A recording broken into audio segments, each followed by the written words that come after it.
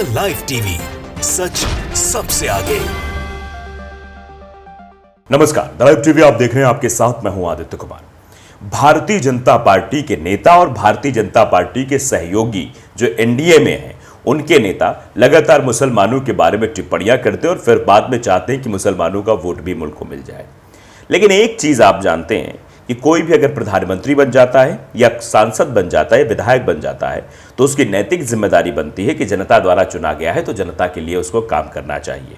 उसको ना हिंदू मुसलमान ना जाति धर्म देखकर काम करना चाहिए।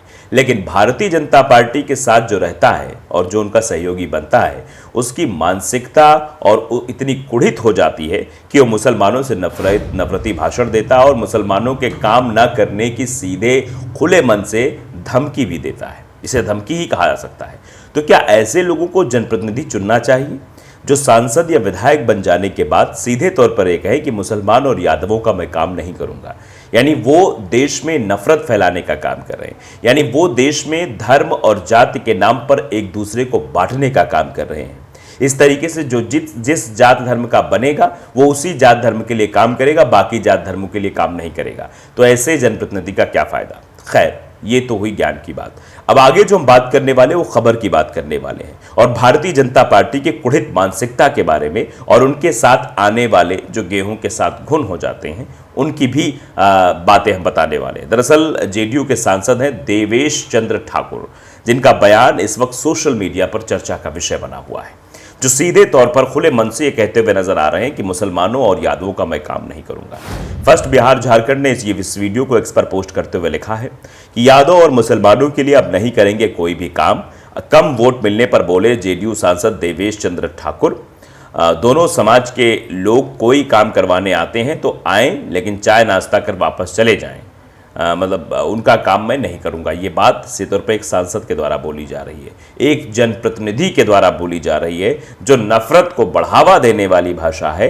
और फिर अगर इन्हीं की भाषा का अनुसरण करते हुए किसी दूसरी जाति या धर्म का आदमी सांसद बनता है तो वो भी ऐसा रवैया अपनाएगा, तो आप समझिए ऐसे में तो एक बड़ी खाई जो है बनती चली जाएगी, बड़ी दीवार बनती चली जाएगी और देश जाति धर्म के नारों में फंस कर रह जाएगा। न वो विकास की बात कर पाएगा, न विकसित होने की बात कर पाएगा, न समाज का विकास हो पाएगा। जिस तरीके की बात इनके द्वारा कही जा रही, जरा आप इनको सुनिए और कितने गर्व के साथ ये बात कर रहे हैं और कितना ये मतलब क्या इन्होंने संविधान पढ़ा होगा, क्या इनकी नैतिकता होगी, क्या एथिक्स जानते होंगे, भगवान ही मालिक है। पहले जरा आप इनका सुन लीजिए। कल ही सुबह बेचारे मुस्लिम समाज के थे, बेचारे का दुर्भाग्य था कि पहली बार मेरे पास आया, कुछ काम कराने आया आरोही का समझ से, रेलवे ब्रिज के नीचे उसका दुकान करके होता है।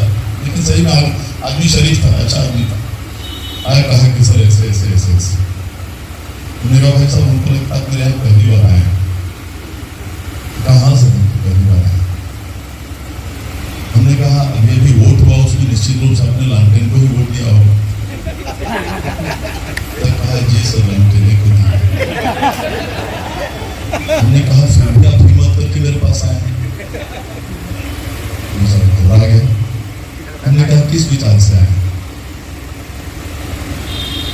ठीक है, आप पहली बार आए इसलिए मैं आपको कम बोल रहा हूं, उनको मैंने कहा, नहीं तो मैं छोड़ता नहीं हूं किसी को।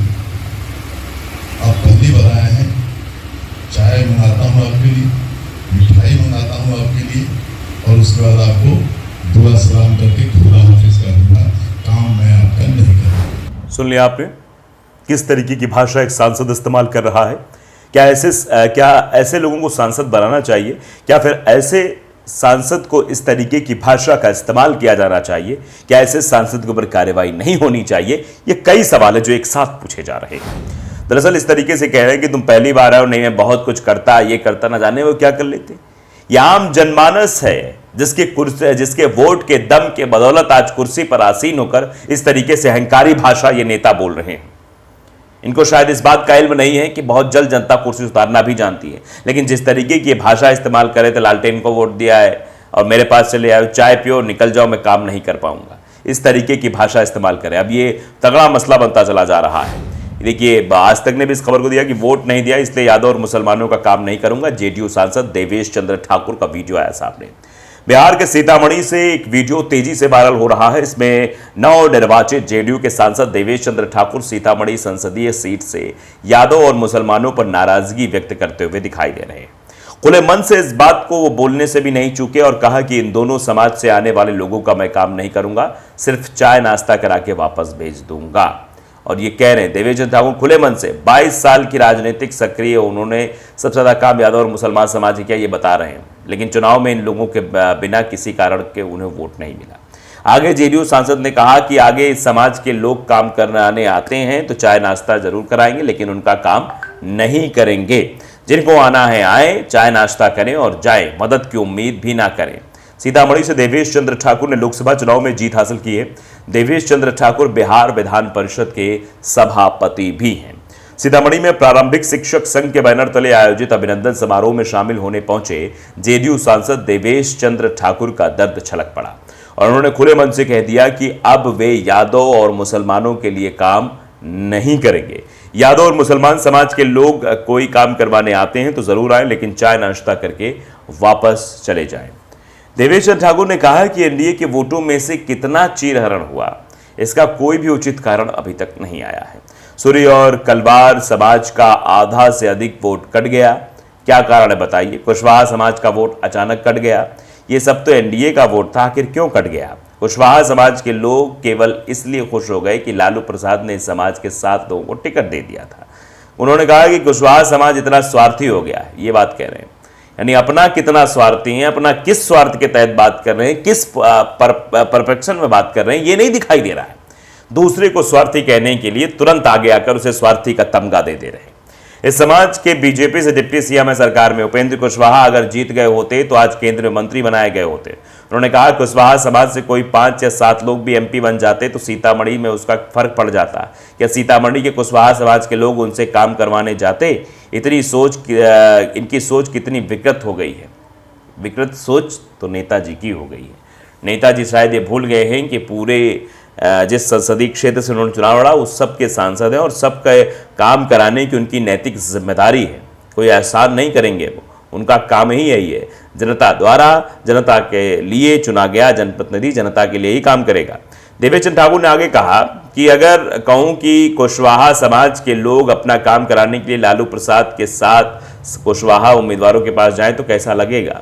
देवेश चंद्र ठाकुर ने कहा कि मेरे पास एक मुस्लिम समाज के शख्स कुछ काम कराने के लिए आए थे, लेकिन हमने स्पष्ट कह दिया कि आप पहली बार आए हैं, इसलिए मैं कुछ ज़्यादा नहीं कहूँगा, वरना मैं छोड़ता नहीं हूँ। आपने वोट तो लालटेन को दिया होगा।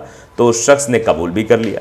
उसके जवाब में ठाकुर ने कहा कि आए हैं तो चाय नाश्ता कीजिए और चलते बनिए, आपका काम हम नहीं करेंगे।